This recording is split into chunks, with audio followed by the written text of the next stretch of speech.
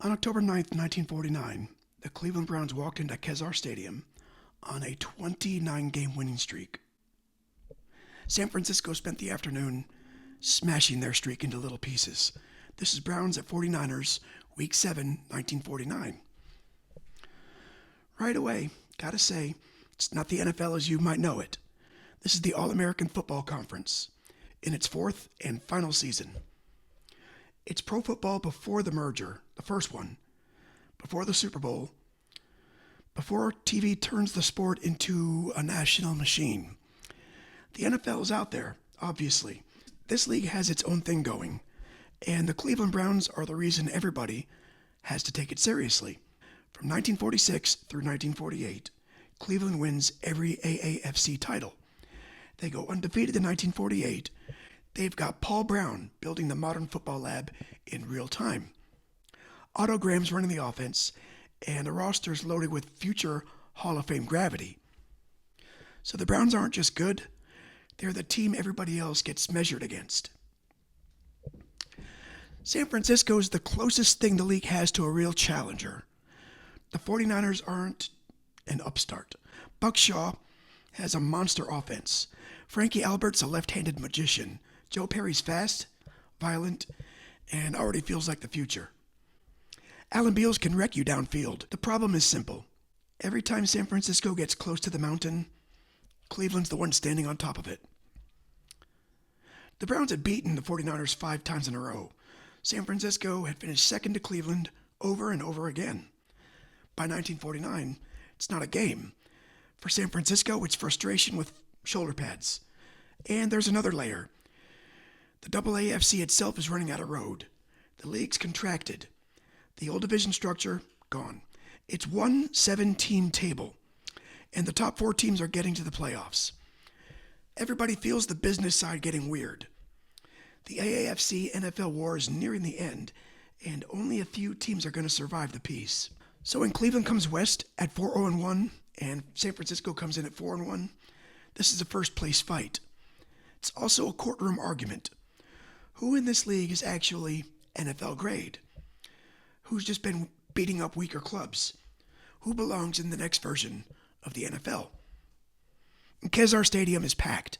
Nearly 60,000 people are jammed in, standing room only, because the Bay Area knows exactly what this is.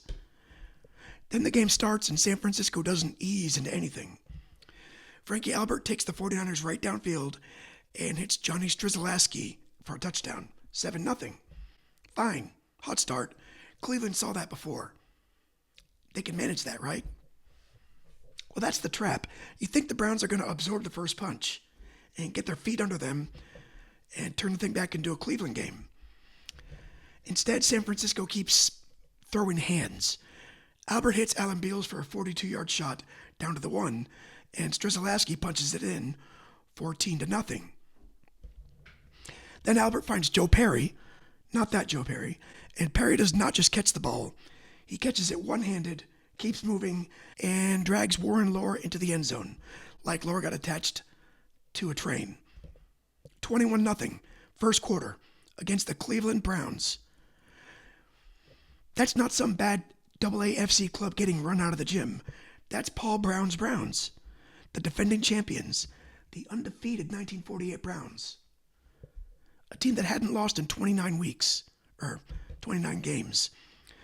The 49ers have them looking like they got off the bus with the wrong playbook. But here's why Cleveland is Cleveland. They don't fold. Otto Graham answers with Max Speedy, touchdown, 21-7. Then Graham hits Dante Lavelli, touchdown, 21-14. Suddenly the game has that old familiar Cleveland smell.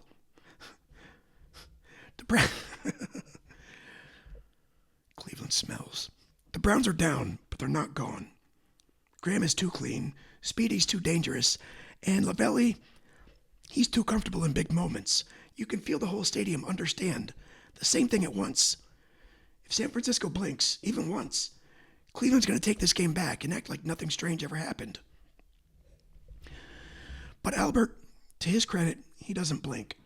He hits Beals for another touchdown, 28-14. Graham answers again to Speedy, 28-21. It's 1949. These two teams are trading haymakers like the scoreboard owes them money, and it's 1949. No slow field position sermon. That's not a 10-7 mud bath. It's a points party, and everybody's invited except the defensive coordinators. Before halftime, Albert strikes again. Nick Susoff gets the touchdown, and San Francisco goes into the locker room up 35-21. Emotionally, that's the game right there. Cleveland's already rallied once. They've already shown the 49ers the monster under the bed. San Francisco still has a 2-score lead. At halftime, Buckshaw tells Albert to play the second half like it's nothing. That's simple, but it's perfect. Don't protect the upset. Don't start counting the streak. Don't look across the field and remember, oh shit, it's Cleveland. Just keep playing. Third quarter, the 49ers do exactly that. Joe Perry keeps pounding. The line keeps winning, and Albert hits Eddie Carr for a 24-yard touchdown, his 5th scoring pass of the day. 42-21. Really, that's the backbreaker, because it's not because Cleveland can't score 3 times. They absolutely can. But it's because San Francisco's now proven this isn't a fluke burst. It's not one wild quarter. It's 4 quarters of the 49ers being better than Cleveland. Cleveland gets one more push. Marion Motley scores on a 12-yard run early in the 4th, 42-28. That keeps the door cracked. Then Joe Perry kicks it shut. He breaks a 49-yard touchdown run. Kezar's losing its mind, 49-28. Then Eddie Carr finishes it with another touchdown run, this time from 5 yards. Now it's 56-28. Final. The Browns' 29-game unbeaten streak, dead. The 49ers have hung 56 points on the best team in the league. It's Cleveland's worst beating in AAFC play. And it's San Francisco's single-game scoring record until 1992. Frankie Albert throws 5 touchdown passes. That's an AAFC record for 1 week, because Otto Graham's going to break it 7 days later. Okay, Sarah. Albert finishes with 249 yards in the official 49ers account through the air, and the Football Researchers account credits him with 5 touchdown passes in a tough physical game. Joe Perry runs for 156 on 16 carries, and San Francisco finishes with more than 500 yards total offense. Cleveland still got their numbers. Graham throws 3 touchdown passes. Speedy's got a huge day. Good name for a back, Speedy. Lavelli scores, Motley gets into the end zone, but it doesn't matter, because for once, the Browns aren't controlling the terms of the argument. After the game, the tone tells you how big this was. Albert later says Cleveland was the 49ers' great rival, almost like Stanford Cal. Buckshaw's halftime message is the coach version of, hey, don't get cute. Pop Warner, who was watching from the press box, reportedly says that on that day, the 49ers were the greatest football team he'd ever seen. And the fans, they try to tear down the goalposts. It's not just celebration, it's release. Because they've had 4 years of chasing Cleveland. 4 years of coming up short. Finally, the big bully leaves town with a busted lip. The funny thing is, it's still not the end of the Browns. The next week, Cleveland takes all that anger and dumps it on the Los Angeles Dons, 61-14. Graham throws 6 touchdown passes, Lavelli catches 4, and the Browns basically remind the league that one bad Sunday does not mean the empire's dead. For the moment, San Francisco rises to first place, but the season doesn't stay there. The 49ers lose again, Cleveland steadies, and by the end of the campaign, the Browns are 9-1-2. The 49ers are 9-3. Same neighborhood, different house. In the playoff, Cleveland beats the Buffalo Bills.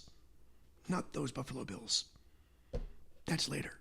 San Francisco beats the New York Yankees. Not the baseball team, the football team. So the league gets the rematch it deserves. Browns, 49ers for the final AAFC championship. And this time Cleveland wins 21-7. That's the story of the AAFC in one sentence. San Francisco could land a punch, but Cleveland, they kept the belt. After the season, the AAFC's gone. Cleveland, San Francisco, and Baltimore join the NFL. The old argument follows them into a new league, but it doesn't follow evenly. Cleveland immediately proves it belongs by winning the 1950 NFL Championship. San Francisco? They gotta wait a lot longer for its first title. So what's this game? This is Chapter 2018. It's not a changing of the guard. It's the day San Francisco finally got Cleveland in the open field and made the giant bleed. For one afternoon at Kezar, Frankie Albert, Joe Perry, and the 49ers didn't just beat the Browns.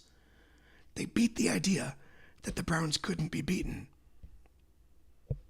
Thanks for watching. If you're still here, maybe I'll see you next time.